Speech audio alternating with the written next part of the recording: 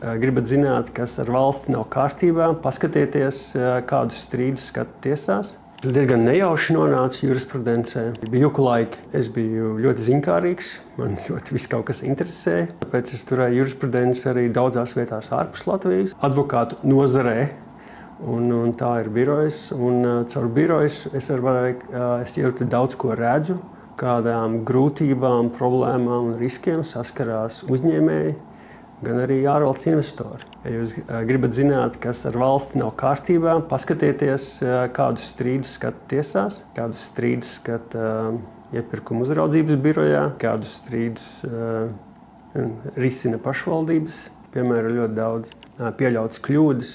Viņas visas agri vai vēlu 10-20 gadu griezumā nonāk tiesā Latvijā. Nepareizi uzbūvēta tiesu sistēma, tad strīdus skata ilgstoši. Pienācis laiks modernizēt ļoti daudz ko. Reģionāls jautājums, kas skar pašvaldības tiesības. Nevar būt tā, ka īpašuma tiesības ir absolūts. Nevar būt tā, ka pašvaldība nevar realizēt savus projektus. Zinot šo visu sarežģīto spektru, jo problēma loks ir milzīgs un viņas ir savstarpēji saistītas.